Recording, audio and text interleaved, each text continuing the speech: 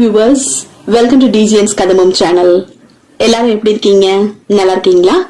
I hope so. எல்லாருமே நல்லா இருப்பீங்க. சேஃபா இருங்க, சேஃப்டியா இருங்க. வெளியில போனா மாஸ்க் போட்டுட்டு போங்க, சானிடைஸ் பண்ணிக்கங்க, டிஸ்டன்ஸ் கீப் அப் பண்ணுங்க.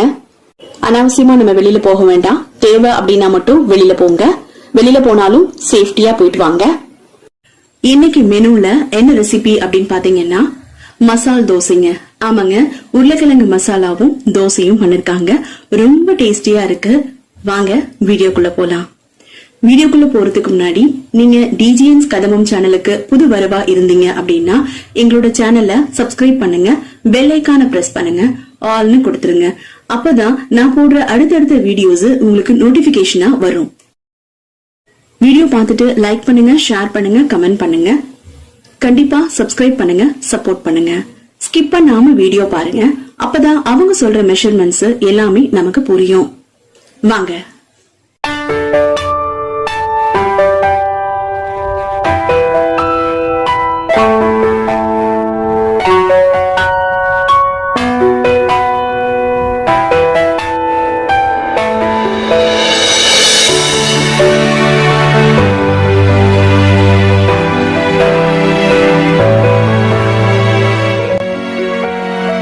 உருளைக்கிழங்கு மசாலா ஒரு 350 கிராம் உருளைக்கிழங்கு, 100 கிராம் வெங்காயம், ஒரு 25 கிராம் பூண்டு, ஒரு முழு பூண்டு, இஞ்சி ஒரு துண்டு 25 கிராம், ஒரு 2 தேக்கரண்டி உப்பு, தேக்கரண்டி மஞ்சள் பொடி, 50 கிராம் எண்ணெய், கடலை எண்ணெய், 10 பச்சை மிளகாய் நான் வச்சிருக்கேன். குட்டியா இருக்கிறேன், நீங்க பெருசா வச்சுக்கோங்க. 5 வச்சா போதும். நல்லது. உருளைக்கிழங்கு பாத்திரத்துல வச்சிருக்கேன். 1/4 மணி நேரம் கண்டிப்பா வேகணும். உருளைக்கிழங்கு மசாலா ரெடி பண்றதுக்கு ஸ்டவ் பாத்திரத்துக்கு வானல் வைக்கிறேன். 50 கிராம் கடலை நான் யூஸ் பண்றேன். நீங்க என்ன பண்ணிக்கிறீங்க பண்ணிக்கலாம். இப்ப எண்ணெய் காஞ்சிடுது. நான் சோம்பு தான் போடுவேன். இல்ல நீங்க கடுகு போட்டுக்கிறதுனா போட்டுக்கலாம்.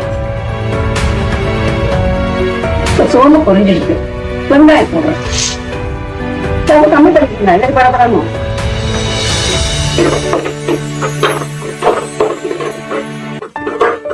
சும்மா ஒரு 2 நிமிஷம் வதங்கினா போதும். 2 நிமிஷம் வெங்காயம் வதங்கிடுது. இப்ப நான் பச்சை மிளகாய் போடுறேன். நான் அரிஞ்சு போடல, கீரி போடுறேன். உங்களுக்கு தேவைன்னா அரிஞ்சு போட்டுக்கோங்க. ஒரு 1 நிமிஷம் வதங்கினா போதும். இப்ப வெங்காயம் பச்சை மிளகாய் 3/4 வதங்கிடுச்சு. இப்ப இந்த பூண்டு இஞ்சி அரைச்சு வச்சிருக்கீங்களா, விழுது அது போடுறேன். தேவைக்கேற்ப உப்பு. நான் உருளைக்கிழங்குல உப்பு போடுறேன். நீங்க உப்பு போடுற வழக்கம் இருந்தா உருளைக்கிழங்குல உப்பு போட்டு வேக வச்சுக்கலாம். இப்ப மஞ்சள் பொடி போடுறேன்.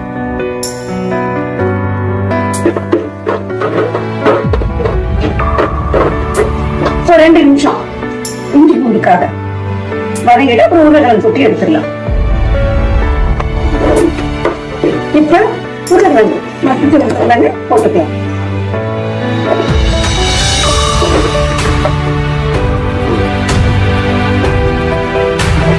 இப்போ நல்ல ஒரு சேர கிண்டி விட்டுக்கலாம்.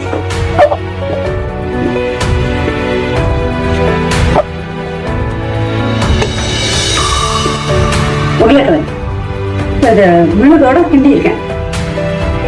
கிண்டி விட்டுருக்கோம். கொஞ்சம் சாரணும் இல்லைங்களா? ஒரு 10 நிமிஷம் கண்டிப்பா இருக்கணும். பெரிய பர்னர்ல நான் வச்சிருக்கேன் கம்ப்ளீட்டா. உங்களுக்கு வேணும்னா சின்ன பர்னரை பத்த வச்சு கம்மியா வச்சு இருந்து எப்படி இருந்தாலும் 10 நிமிஷம் இதை விழுது இதுல இருக்கணும். அடுப்படியில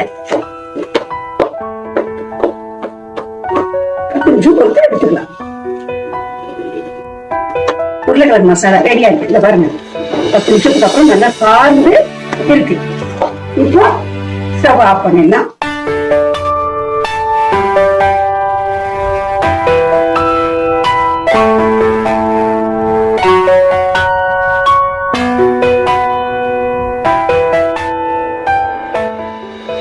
மசாலா தோசைக்கு அளவு சொல்றேன். எப்பொழுதும் அரிசி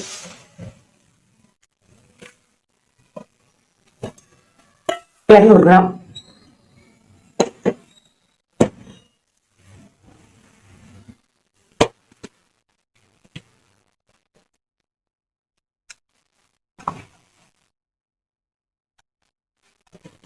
பச்சரிசி 200 கிராம், உளுந்து 50 கிராம், ஒரு தேக்கரண்டி வெந்தயம். நீங்க ஊற வைக்கும் போது நான் உங்களுக்கு அளவுக்காக தனிச்சு காமிச்சிருக்கேன். உளுந்து அரிசி தனியா, பச்சரிசி தனியா, ரெண்டையும் ஒன்னா சேர்த்துக்கலாம். அதே மாதிரி வெந்தயம் உளுந்து ஒன்னா சேர்த்துக்கலாம். இதே மாதிரிதான் ஒரு 3 மணி நேரம் ஊறணும். கண்டிப்பா இது மிக்சியில தான் அரைச்சுக்கணும். ஏன்னா அளவு ரொம்ப கம்மியா இருக்கு, கிரைண்டர் போட முடியாது. இன்னொன்னு சொல்றேன் உங்களுக்கு, ஏன் உளுந்து கம்மியா போடணும்னா இது மசாலா தோசை. ஓடு மாதிரி கேப்பீங்க இல்ல தோசை, ஆகினாலதான். வெந்தயம் உளுந்து நிறைய போட்டுட்டோம்னா தோசை பொதன்னு ஆயிடும். நான் நினைக்கிற மசாலா தோசை வராது.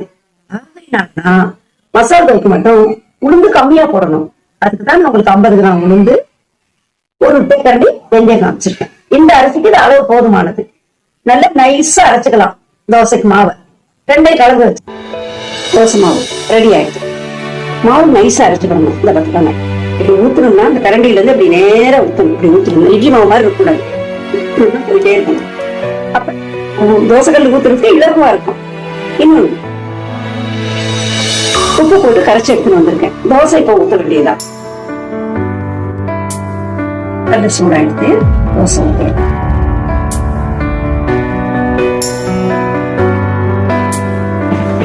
தோசை ஊட்டும் போது கொஞ்சம் கம்மி பண்ணிக்கலாம்.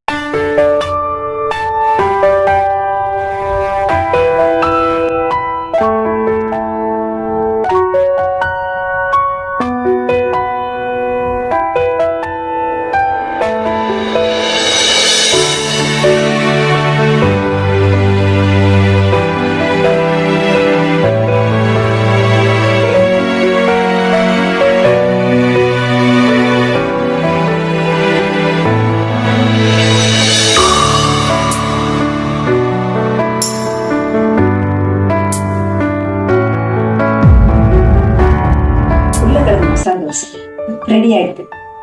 நீங்களும் உங்க வீட்டுல இதே போல செய்து எனக்கு சொல்லுங்க.